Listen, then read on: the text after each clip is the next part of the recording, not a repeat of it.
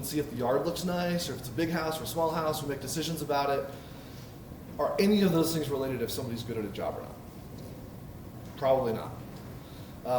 Google's done a ton of study on GPA and school and all of that. So we know that there's a huge amount of bias inside of a resume to start out with. We know there's gender bias. We know that there's racial bias. We know that we look for people that are similar to us.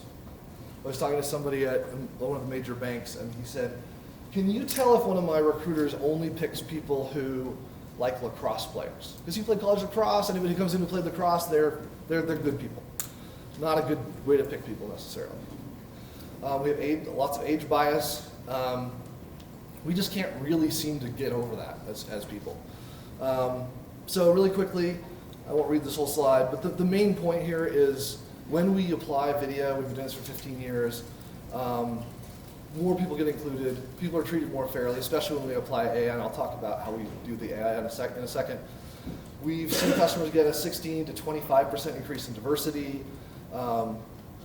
When you can automate the process, and so if somebody takes an interview and you can immediately score them with AI, you can shorten your time to fill a job role from one customer shortened from 55 days to 7 days, which means they have sales roles that were sitting empty that are now filled. So now they're selling more stuff. So it's really, from the business perspective, they're making more money, they're filling roles, they're spending less time on each role.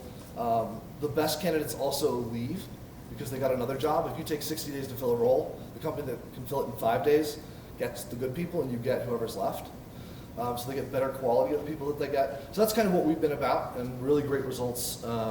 So it's a problem worth solving, is my main point. But how do we overcome bias in the process? You can train people about bias. Diversity training doesn't seem to work. Sometimes it actually makes the situation worse. The truth is people have no idea what to actually look for. So when I think about what HireVue is doing, we've got a video of somebody answering a question about something that's related to the job. We want to look at everything that's in that. What did they say? How did they say it? And we want to build a prediction based on what they said in that interview. Are they likely to be a good hire or a bad hire? So we're going to look at all the things that are in there, what they say. But what are we looking for? So you have to come up with some kind of success criteria. Like, what does good look like? In salespeople, it's fairly easy, right? You can say, did they hit quota?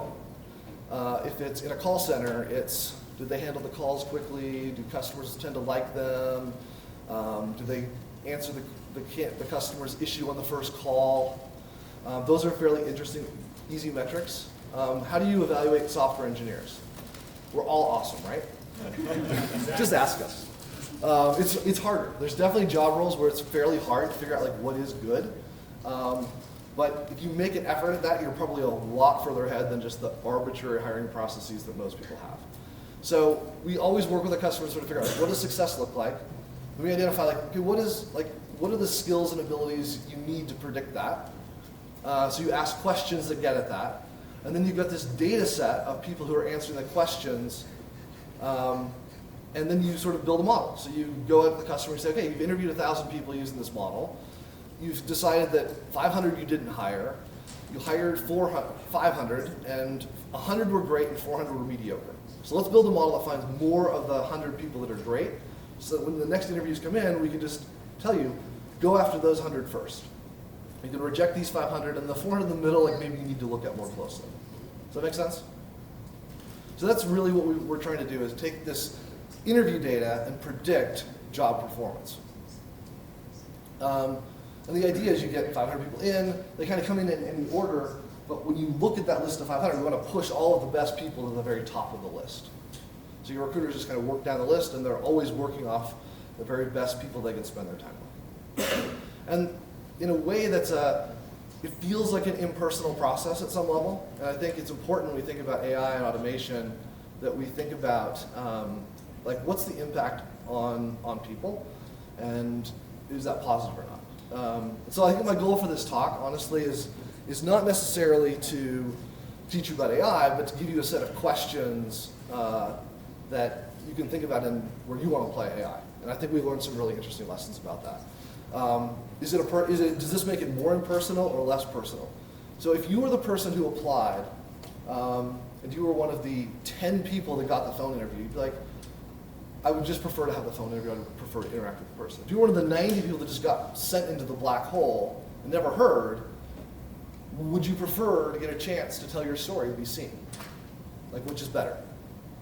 Depends. Like, if you just have 100 opportunities and it's a waste of your time to go after that opportunity, maybe it's a waste of your time. But if you really want that job, and you were 11th on that list, taking that phone interview is a great the video interview is a great opportunity for you. And then the humans can spend their time with the most promising candidates rather than trying to spend just a little bit of time with a few people. So we think it's a really good benefit, even though at some level it feels impersonal, it ends up in some ways being much more personal.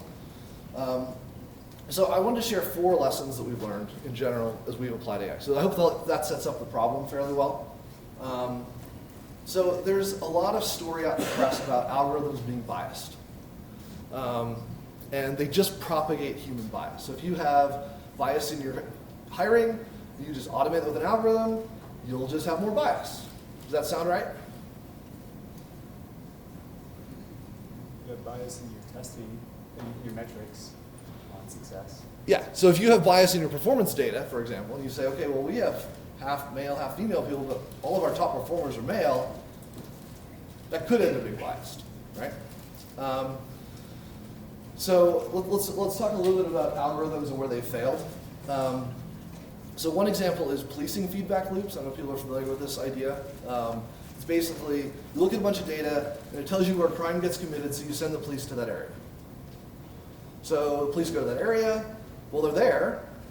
They're probably going to arrest some people. It might be for minor crimes, but they're there, so they're going to arrest more people there. So the next time you look at the data, you're like, whoa, crime's getting worse there. We could arrest more people there. But it's because your police spent more and more time there because the algorithm told them to.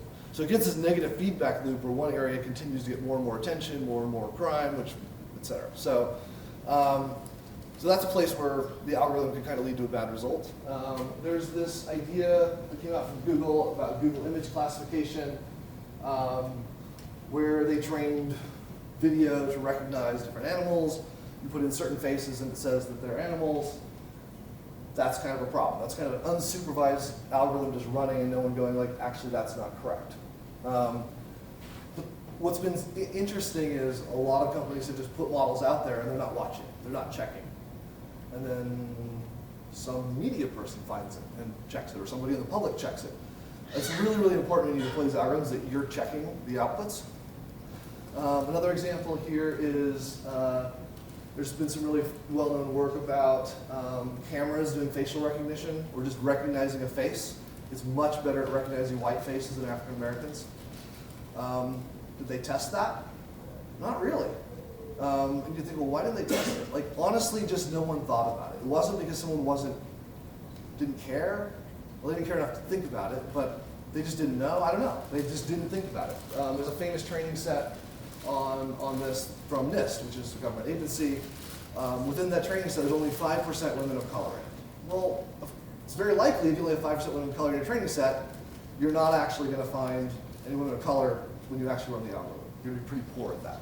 So it's really important when you think about a training set, that you sort of think about what the edges are, what the makeup of it is.